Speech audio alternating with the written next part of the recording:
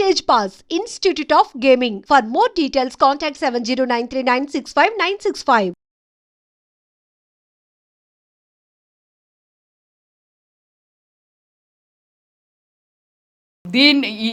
ఇదండి నేను ఏమి మెసేజ్ ఇవ్వాలని అనుకుంటున్నానంటే,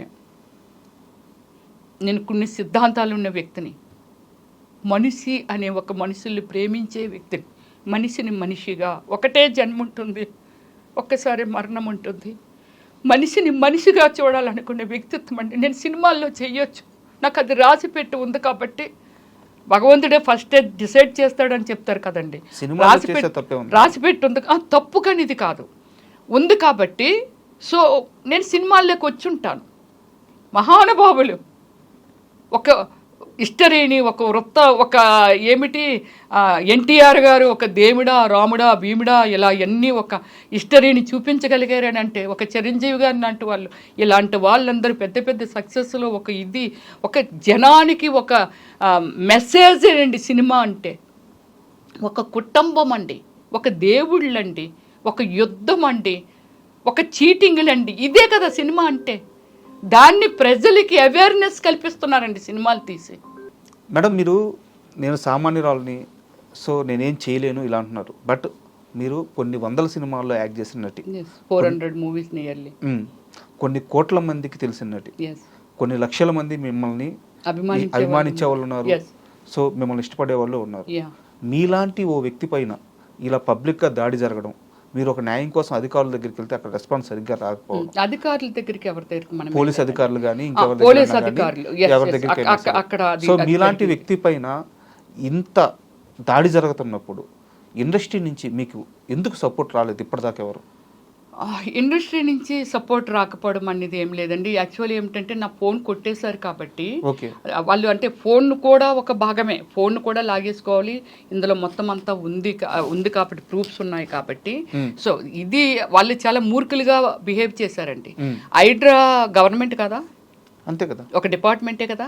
హైడ్రా దగ్గర ఆ ప్రూఫ్లు అన్ని మెజర్స్ తెలియకుండానే వాళ్ళు కొట్టేస్తున్నారా? కాకపోతే నా వీడియో ఒకటి చేశాను కదండి, ఇది వైరల్ అయిపోతుందని, అబ్బాయి మార్నింగ్ నుంచి వేరొకరు అని చెప్పి తిరుగుతున్నాడు అని చెప్పాను కదండి. వాడు ఇన్ఫర్మేషన్ ఇచ్చాడు, ఆవిడ దగ్గర ఫోన్ లాగేయండి అనేసి. సో అలాగే ఫోన్ ఎత్తుకెళ్ళిపోయారే తప్ప, సో వాళ్ళ దగ్గర ఉండదా ఏంటి ఇన్ఫర్మేషన్? హైడ్రా వాళ్ళ దగ్గర ఉండదా ఏంటి ఇన్ఫర్మేషన్? ఉంటుంది కదా.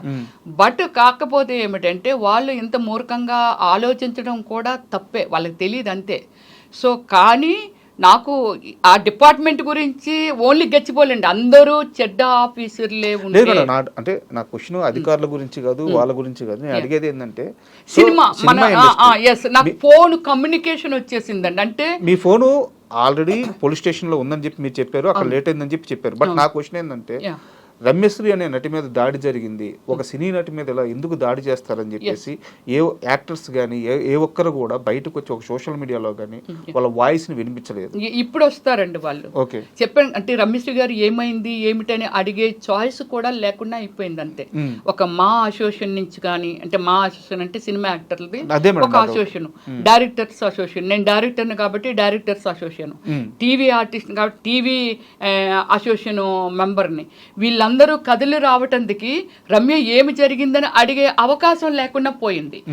ఇప్పుడు వస్తారండి వాళ్ళంతా. మరోవైపు వచ్చేసి మీకు బీసీ మహిళగా మీ కులస్తులందరూ మా స్త్రీ పైన ఇలా దాడి చేస్తారని చెప్పేసి వాళ్ళు మాత్రం ఒక రేంజ్ లో క్యాంపెయిన్ చేస్తున్నారు. ఒక వెలమ మహిళ మీద మా స్త్రీ పైన ఇలా దాడి చేస్తారని చెప్పి వాళ్ళు మాత్రం బాగా సపోర్ట్. నాకు కులాలు లేకపోతే అవేమీ లేవండి. నేను ఒక మనిషిని, ఒక దేవుడి బిడ్డని. దీనికి మీకు చెప్తున్నాను, మన ప్రైమ్ మినిస్టర్ గారు రాముడిని అంత గ్రాండ్గా అంత ఖర్చు పెట్టి అయోధ్యలో స్థాపించారు. రాముడు లేడు ఇప్పుడు మన మధ్య. ఆయన చేసిన ఒక మంచి దేవుడిని ఎవరు రెస్పెక్ట్ చేయకుండా ఉంటారండి, దేవుడు. సో అలాగే నేను ఒక దేవుడి బిడ్డనే తప్ప నాకు ఆ కులాలు ఈ కులాలు అది ఇది అనేది నాకు సంబంధం లేని విషయాలు. నేను ప్రతి ఒక్కరిని ఇప్పుడున్న మొన్న ఒక ఇన్సిడెంట్ జరిగిందండి, ఏది మన కాశ్మీర్లో ఒక ఇన్సిడెంట్ జరిగింది. టెర్రరిస్టులు ఒక 26 మందిని నిర్దాక్షిణ్యంగా మీరు హిందువులు అని చెప్పి కాల్ చేశారు. ఇది చూసిన వాళ్ళకున్న ఇన్ని కోట్ల మంది 150 కోట్ల మంది జనాభా మన ఇండియాలో ఎంతమంది ఆ బాధ ఇది రేపు మీకు జరగవచ్చు, నాకు జరగవచ్చు, ఎవరికైనా జరగవచ్చు. ఇది ఒక దుర్మార్గము. అవును, దుర్మార్గం. దానికి వాళ్ళ సింధూర్ పేరు పెట్టి దానికి అంటే దీన్ని ఒక యుద్ధం కూడా ప్రకటించారు. ఇలాంటి వ్యవస్థను రూపుమాపాలి. అవును, ఈరోజు మీకు జరిగింది ఇంకోళ్ళు జరగవచ్చండి. అంత గుడ్ డిసిషన్ మన ప్రైమ్ మినిస్టర్ గారు మోడీ గారు తీసుకున్నారు. కానీ అది ఇప్పుడు ఇక్కడ ఒక హైదరాబాద్లో ఉండొచ్చు, వైజాగ్లో ఉండొచ్చు, లేకపోతే ఢిల్లీలో ఉండొచ్చు, వాట్ ఎవర్ ఎక్కడైనా ఉండొచ్చు. అంతకంటే మరి ఆ వ్యవస్థని ఒక యుద్ధం ప్రకటిస్తే, యుద్ధం చేస్తే ఎంతమంది సైనికులు చనిపోయేవాళ్ళు? 1000, 2000, 3000, 4000, వాట్ ఎవర్. అది వాళ్ళ సాక్రిఫికేషన్ జనం కోసం. మన జనాన్ని మనం కాపాడాలనేదే ఒక రెస్పాన్సిబిలిటీగా తీసుకున్న ప్రైమ్ మినిస్టరు. ఇప్పుడు ఇక్కడ శ్రీధర్ రావు గారి దగ్గరికి వద్దాము. శ్రీధర్ రావు గారు ఒక వ్యవస్థను మెయింటైన్ చేస్తున్నారు. ఒక వ్యవస్థ 200 మందో 300 మందో 100 మందో గోండాలంటే వాళ్ళని పాడు చేస్తున్నారా, బాగు చేస్తున్నారా? మన పిల్లడు కడుపుని పుట్టిన పిల్లడు తప్పు చేస్తే బెత్తం పట్టుకోనో లేకపోతే అది తప్పురని కొడుతున్నాం. నువ్వు ఒక వ్యవస్థని తయారు చేసి వాళ్ళకి ఏమి నేర్పుతున్నావు? వీడిని చంపు, వాడిని చంపు, విలగ చంపు, నేను ఆర్డర్ ఇస్తాను, ఇగో నీకు ఒక 2000 ఇస్తాను, 5000 ఇస్తానని ఒక వ్యవస్థని తయారు చేస్తే ఆ వ్యవస్థ ఇంకా ఎంతమందిని తయారు చేస్తుంటుంది. ఆ వ్యవస్థ వల్ల ఈ సమాజం ఇప్పుడు 70-75% ఒక మంచి అనేది ఏదైతే ఉందో, మంచి కోసం ఆలోచించే, ఒక మనిషి కోసం మనిషి ఆలోచించే ఒక హ్యూమన్ బీయింగ్ ఏదైతే ఉందో ఆ వ్యవస్థ టాప్కి వెళ్ళిపోద్ది. ఇంకా ఈ 100 మంది 200 మంది ఇంకొక 500 మందిని తయారు చేస్తారు. ఖచ్చితంగా బ్యాడ్ కల్చర్ ఉండకూడదు కదా. దీనికి రెస్పాన్సిబిలిటీ నేనేమంటానంటే ఈ వ్యవస్థను రూపుమాపటందుకు ఇప్పుడు అందులో ఎంతోమంది కష్టపడి సంపాదించుకునే ఎంప్లాయీస్ ఉన్నారు. అది చిన్న వ్యాపారం చేసుకున్న వాళ్ళు ఉండొచ్చు, ఎవరైనా ఉండొచ్చు.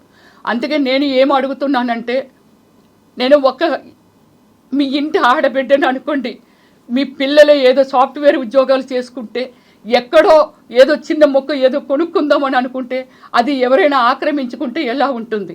ఇలాంటి దాన్ని అరికట్టడానికి ప్రజల నుంచే ఒక విప్లవం రావాలి, ఒక ఎంప్లాయీస్ నుంచి ఒక విప్లవం రావాలి, అలాగే ఒక యూత్ నుంచి విప్లవం రావాలి, అలాగే ఒక లేడీసా లేకపోతే ఇంకోటి అనేది మన పిల్లలు రేపు రమ్యలాగా అవ్వకూడదు అని అనుకుంటే ఇలాంటి వ్యవస్థను మాత్రమే రూపుమాపమంటున్నానే తప్ప శ్రీధర్ రావు గారి మీద నాకు ఎటువంటి కోపము లేదు.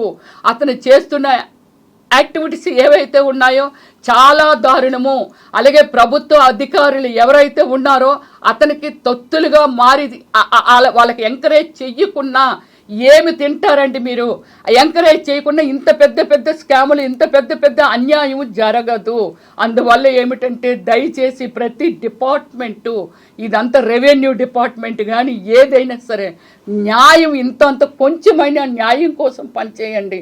మీరు భోంచేస్తున్నారు, మీ పిల్లలు జాగ్రత్తగా ఉండాలనుకుంటారు. ఎవరి కోసం మీరు ఈ అన్యాయం చేసి డబ్బును సంపాదిస్తున్నారో ఆ పిల్లలు కూడా ఎలా తయారవుతారో ఆలోచించండి. మా డాడీ ఉద్యోగం ఏంటి, మాకు ఇంత డబ్బు ఎలాగొచ్చింది అనేది వాళ్ళు కూడా అదే బాటలో నడుస్తారు. కాబట్టి దయచేసి ఈ రమ్యశ్రీ పిలుపునిస్తుందండి. ప్రతి అన్న, ప్రతి అక్క, ప్రతి అమ్మ, ప్రతి దయచేసి నాకు జరిగినట్టుగా దీన్ని ఒక్కరికి బుద్ధి చెప్పితే కొందరు భయపడుతుంటారండి. అప్పుడు ఎన్కౌంటర్ చేస్తే చూడండి రేపులు చేయడాలు ఇవన్నీ తగ్గిపోయాయండి.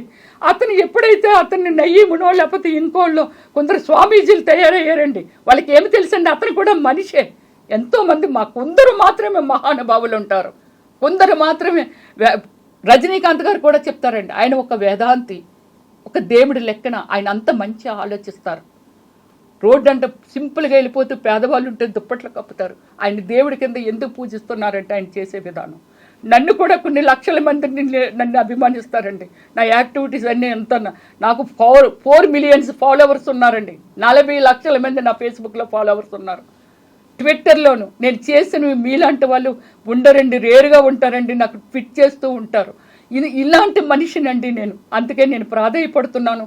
ప్రతి ఆ రాష్ట్రం ఈ రాష్ట్రం అని కాదు, మీరు కదిలొచ్చి ఇలాంటి ఒక వ్యవస్థని, అంటే శ్రీధర్ రావుని ఈ వ్యవస్థ అనే దాన్ని మనం కంట్రోల్ చేయగలిగితే చాలన్నీ కంట్రోల్ అయిపోతుంటాయండి. భయపడతారండి మనుషులంటే ఇలాంటివి చేయటానికి. ఇది నా పిలుపండి. హైడ్రా దీని గుండా నేను మనందరికీ పిలుపునిస్తున్నానండి. అలాగే నేను సీఎం గారిని కూడా, మన తెలంగాణ స్టేట్ సీఎం గారిని కూడా మీరందరూ, నేను ఒక్కదాన్ని అయితే ఎంత పోరాటం చేసినా దీనికి ఒక ఇది ఉంటుందండి. ఒకప్పుడు అప్పటిలోనే గాంధీ తాత గారు ఒక వ్యవస్థ, జనము, మనం ఎలా అంటే మన దగ్గర ఏమీ లేకున్నా, ఎక్విప్మెంట్స్ లేకున్నా, బాంబులు లేకున్నా, ఏమీ లేకున్నా అలాంటి వాళ్ళనే తరిమి కొట్టారు అని అంటే, అలాంటి అక్కడ అప్పుడు మన దేశం మీద, మన దేశాన్ని దోసుకు తింటున్నారని దండెత్తిన మన దేశంలో ఉన్న ఇలాంటి మహానుభావులు ఏమీ లేకుండా ఇప్పుడు ఎంతో అందరూ ఎడ్యుకేటెడ్స్ ఉన్నారు, ఎంతో తెలుసు, మనందరికీ తెలుసును. జనరేషన్ మారింది, ప్రతి ఒక్కళ్ళు ఆ ఎడ్యుకేషన్ వల్ల ఒక మంచి ఏంటి చెడు ఏంటి తెలుసు. కాబట్టి మీరందరూ కదిలొచ్చి దయచేసి ఈ ఆడపిల్లకి సపోర్ట్గా నిలుస్తారని ప్రాధాయపడుతున్నాను. అలాగే మా సినిమా వాళ్ళని కూడా చాలామంది అండి, టీవీ ఆర్టిస్టులా, లేకపోతే డైరెక్టర్గా ఉన్నాను, డైరెక్టర్సా, లేకపోతే అలాగే మన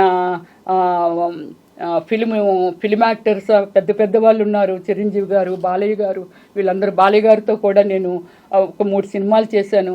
మంచి నేచరు, దైవభక్తులు. సో మీలాంటి వాళ్ళ పేర్లు వాడుకుంటూ అతను మీ పేరు వాడుతున్నారా లేదనేది తెలియదు. కానీ ఇప్పుడే బాలకృష్ణ గారికి ఒక 5 సూట్ కేసులు డబ్బు పంపాను. ఇప్పుడే రేవంత్ రెడ్డి గారికి నేను ఒక 1000 కోట్లు ఇస్తే కానీ ఎలక్షన్ చేయలేడు తను అని. అంటే ఒక వ్యవస్థను తన మాటల గుండా, తన యాటిట్యూడ్ గుండా ఒక వ్యవస్థను పాడు చేసేస్తున్నాడు సార్. నా రిక్వెస్ట్ లాస్ట్గా ఫైనల్ ఏమిటంటే, ఐ డ్రీమ్ గుండా నేను రెస్పెక్టబుల్ తెలంగాణ రాష్ట్ర సీఎం గారు రేవంత్ రెడ్డి గారికి చేతులు జోడించి ప్రాధేయపడుతున్నాను సార్. ప్రతి క్షణము భయపడుతూ తిరుగుతున్నాం సార్. ఏదైతే నా కార్లు ఉన్నాయో వాటికి నెంబర్ ప్లేట్లు తీసేస్తాను సార్. మీరు ఏదైనా ఎవరికి నేను అప్లై చేసుకోవాలో ఏమిటో అనేది చెప్తే నేను అప్లై చేసుకుంటాను సార్. ఇవన్నీ స్కార్పులు అవి కట్టుకొని తిరుగుతున్నాం సార్. అతనికి ఒక సెకండ్ సార్ మా అడ్రస్ కనుక్కోవడము. నేను పబ్లిక్గానే నేను చెప్పాను, ఐ డ్రీమ్ సాక్షిగా చెప్తున్నాను. నా కుటుంబంలో రాకేష్గా, అదే ప్రశాంత్ రాకేష్గా, నాకా, లేకపోతే నా కుటుంబంలో ఎవరికైనా ఏదైనా జరిగితే, ఏదైనా నా మీద ఇంతవరకు ఒక క్రైమా, లేకపోతే ఒక కంప్లైంటా, లేకపోతే ఇంకోటి నేను ఇంకొకరి మీద కంప్లైంట్ ఇవ్వడం, ఇలాంటి ఏమీ లేవు సార్. నా మీద ఒక వైట్ పేపర్ లాంటి మనిషిని నేను. నాకు ఏవైనా ఇలాంటివి ఎదురైతే అది కేవలం శ్రీధర్ రావు గారి మీద వల్లే ఎదురవ్వాలి. నాకు నన్ను ఎవరైనా పొడిచి చంపినా, కారుతో గుద్దినా, ఏమి చేసినా, రాకేష్ని కానీ ఇదంతా అది శ్రీధర్ రావు గారి వాళ్ళ మీద. కాబట్టి దయచేసి ప్రభుత్వం దిగొచ్చి మాకు నాలాగా ఇలాగా ఇందులో ఉన్నారు కాబట్టి, పాపం అనాథలు లాంటి వాళ్ళు, పెద్దవాళ్ళు ఉన్నారు కాబట్టి, మీ ప్రజల్లో మీ 5-6 కోట్ల జనాభాలో మేము కూడా ఒక మనుషులమే సార్. మమ్మల్ని దయచేసి సెక్యూరిటీ చేయండి sir, please sir. Thank you.